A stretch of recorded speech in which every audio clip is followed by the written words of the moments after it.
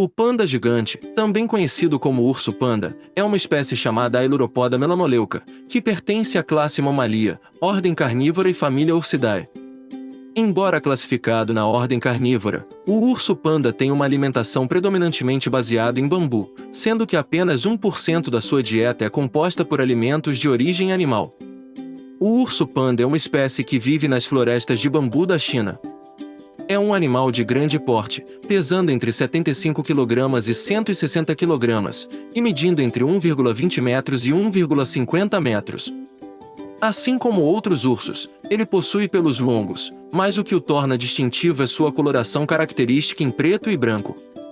A coloração preta é observada ao redor dos olhos, nas orelhas, no focinho, nas pernas e nos braços. A pelagem branca do urso panda permite que ele se camufle na neve, enquanto a coloração preta o ajuda a se misturar nas sombras das florestas. Acredita-se que a coloração preta ao redor dos olhos e nas orelhas possa servir como uma forma de comunicação, além de mostrar agressividade contra predadores, como o leopardo das neves.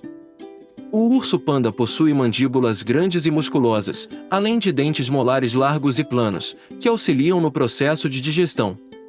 Além disso, ele tem um osso do pulso desenvolvido, funcionando como um polegar opositor que o ajuda a segurar objetos, como sua comida.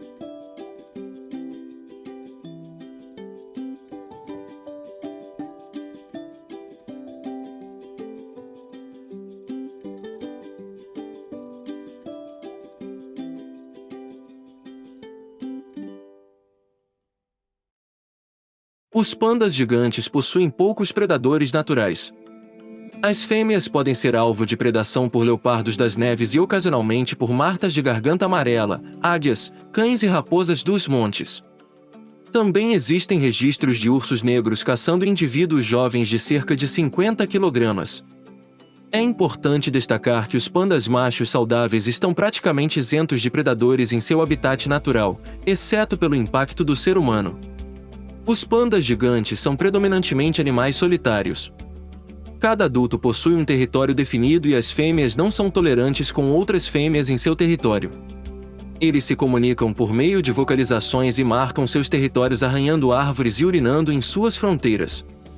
Embora sejam capazes de escalar e usar árvores ocas ou fendas de rochas como refúgio, os pandas gigantes não estabelecem tocas permanentes. Por esse motivo, eles não hibernam, preferindo deslocar-se para regiões e altitudes com temperaturas mais quentes, assim como outros mamíferos subtropicais da região. Ao contrário do que se costuma pensar, os pandas não são dóceis. Eles podem exibir comportamento agressivo, o que os torna bastante perigosos. Além disso, os pandas dependem mais da memória espacial do que da memória visual em suas atividades diárias. Embora os pandas sejam tradicionalmente considerados animais crepusculares, ou seja, ativos ao amanhecer e ao entardecer, foi descoberto por Zhang Jindong que eles podem pertencer a uma categoria própria. Os pandas gigantes dependem fortemente da comunicação olfativa para se comunicarem com conspecíficos. Marcas de cheiro são usadas para espalhar essas pistas químicas e são colocadas em pontos de referência como rochas ou árvores. A comunicação química em pandas gigantes desempenha muitos papéis em suas interações sociais. As marcas de cheiro e os odores são usados para transmitir informações sobre o status sexual, se uma fêmea está no cio ou não, idade, gênero, individualidade, domínio territorial e escolha de assentamento. Os pandas gigantes se comunicam excretando compostos voláteis, ou marcas de cheiro, através da glândula anogenital. Esses compostos voláteis são encontrados na urina e nas secreções vaginais e anais da glândula anogenital. A glândula anogenital secreta ácidos graxos de cadeia curta, AGCC, e aromáticos, que estão presentes nas marcas de cheiro dos pandas gigantes. Os pandas gigantes têm posições únicas em que marcam o cheiro. Os machos depositam marcas de cheiro ou urina levantando a pata traseira, esfregando a parte de trás ou ficando em pé para esfregar a glândula anogenital em um ponto de referência. As fêmeas, por outro lado, agacham-se ou simplesmente esfregam seus órgãos genitais em um ponto de referência. A estação do ano desempenha um papel importante na mediação da comunicação química. Dependendo da estação, principalmente se há época de reprodução ou não, pode influenciar quais odores são priorizados. Os sinais químicos podem ter funções diferentes em diferentes estações. Durante a temporada de não reprodução, as fêmeas preferem os odores de outras fêmeas, pois a reprodução não é sua motivação principal. No entanto, durante a época de reprodução, os odores do sexo oposto serão mais atraentes. Como são mamíferos solitários e sua temporada de reprodução é tão breve, as fêmeas de pandas secretam pistas químicas para informar aos machos seu status sexual. As pistas químicas secretadas pelas fêmeas pandas podem ser consideradas feromoníos para a reprodução sexual. As fêmeas depositam marcas de cheiro através da urina, o que induz um aumento nos níveis de androgênio nos machos. Os machos também secretam sinais químicos que incluem informações sobre sua reprodutividade sexual e idade, o que é benéfico para uma fêmea ao escolher um parceiro. Por exemplo, a idade pode ser útil para uma fêmea determinar a maturidade sexual e a qualidade do esperma. Os pandas também são capazes de determinar quando o sinal foi colocado, ajudando ainda mais na busca por um parceiro em potencial. No entanto, as pistas químicas não são usadas apenas para a comunicação entre machos e fêmeas. Os pandas podem determinar a individualidade a partir de sinais químicos. Isso permite que eles diferenciem entre um parceiro em potencial ou alguém do mesmo sexo, que poderia ser um competidor em potencial. As pistas químicas, ou odores, desempenham um papel importante na escolha do habitat de um panda. Os pandas procuram odores conspecíficos que lhes informem não apenas a identidade de outro panda, mas se devem evitá-los ou não. Os pandas tendem a evitar sua própria espécie durante a maior parte do ano, sendo a época de reprodução o breve momento de maior interação. A sinalização química permite evitar e competir. Os pandas cujos habitats estão em locais semelhantes deixarão coletivamente marcas de cheiro em uma localização única, chamada estações de cheiro. Quando os pandas encontram essas estações de cheiro, eles podem identificar um panda específico e o alcance de seu habitat. Isso permite que os pandas persigam um parceiro em potencial ou evitem um competidor em potencial. Os pandas podem avaliar o status de dominância de um indivíduo, incluindo sua idade e tamanho, por meio de pistas de odor e podem optar por evitar uma marca de cheiro se a capacidade competitiva do sinalizador superar a deles. O tamanho de um panda pode ser transmitido pela altura da marca de cheiro. Como animais maiores conseguem colocar marcas de cheiro mais altas, uma marca de cheiro elevada anuncia uma maior habilidade competitiva. A idade também deve ser levada em consideração ao avaliar a capacidade de luta de um competidor. Por exemplo, um panda maduro será maior do que um panda jovem e imaturo e terá vantagem durante uma luta. Inicialmente, o principal método de reprodução de pandas gigantes em cativeiro era a inseminação artificial, pois eles pareciam perder o interesse pelo acasalamento assim que eram capturados. Isso levou alguns cientistas a tentarem métodos extremos, como mostrar a eles vídeos de pandas gigantes acasalando e dar aos machos sildenafil, conhecido como Viagra.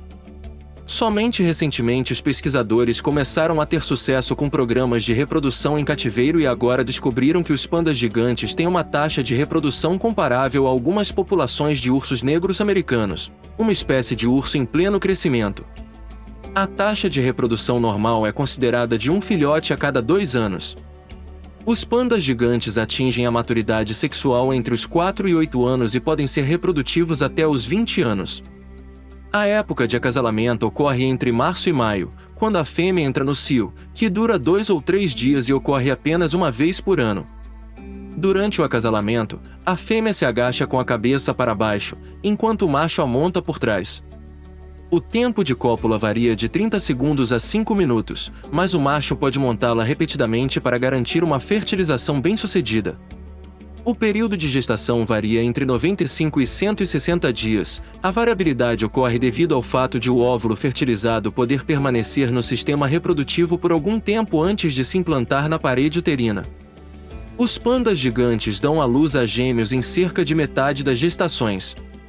Se nascerem gêmeos, geralmente apenas um sobrevive na natureza. A mãe escolherá o filhote mais forte, e o filhote mais fraco morrerá devido à falta de alimentação. Acredita-se que a mãe seja incapaz de produzir leite suficiente para 2 filhotes, pois ela não armazena gordura. O pai não tem parte na criação do filhote.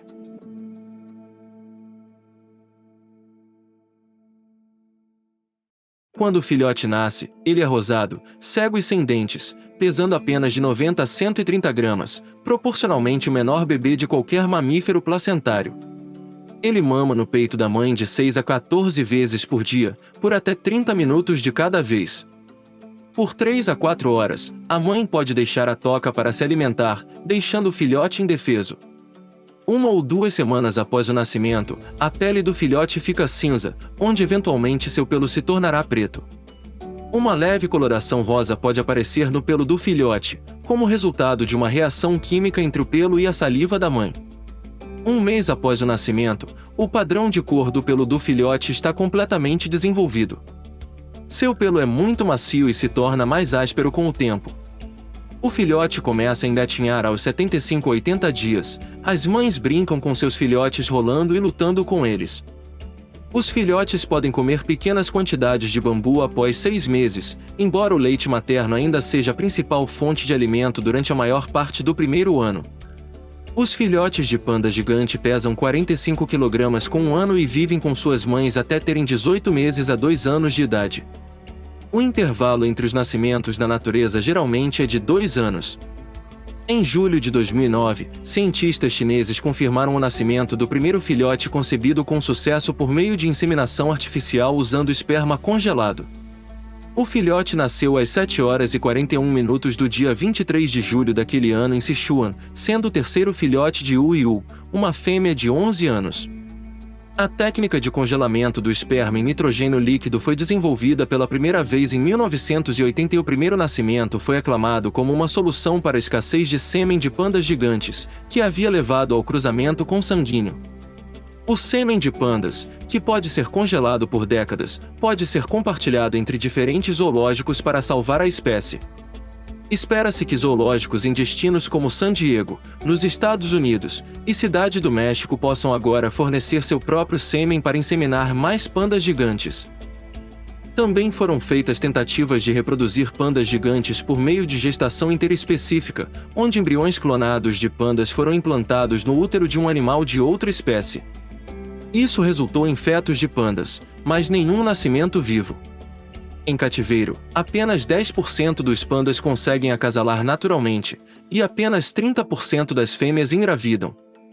Mais de 60% dos pandas cativos não demonstram qualquer desejo sexual. A expectativa média de vida de um panda é de 13 anos. Em 2005, a ursa panda chinesa Bazi celebrou seu aniversário de 25 anos, equivalente a 100 anos humanos. No mesmo ano, a fêmea Meimei faleceu aos 36 anos, equivalente a 108 anos humanos, no zoológico da cidade de Guilin. Em 28 de julho de 2015, o panda Jia Jia, do Ocean Park Hong Kong, completou 37 anos, sendo reconhecido pelo Guinness World Records como o panda criado em cativeiro mais velho do mundo. Em 28 de dezembro de 2016, o panda mais velho do mundo faleceu em um centro na cidade chinesa de Dujiangyan. O urso panda Pan Pan tinha 31 anos e detinha o título de panda mais velho do mundo. Este foi o nosso vídeo sobre pandas gigantes. Se você gostou e aprendeu algo novo, deixe o seu like e compartilhe com seus amigos. Apreciamos o seu apoio e não se esqueça de se inscrever no nosso canal para mais conteúdos interessantes sobre a vida selvagem. Obrigado pelo seu apoio contínuo.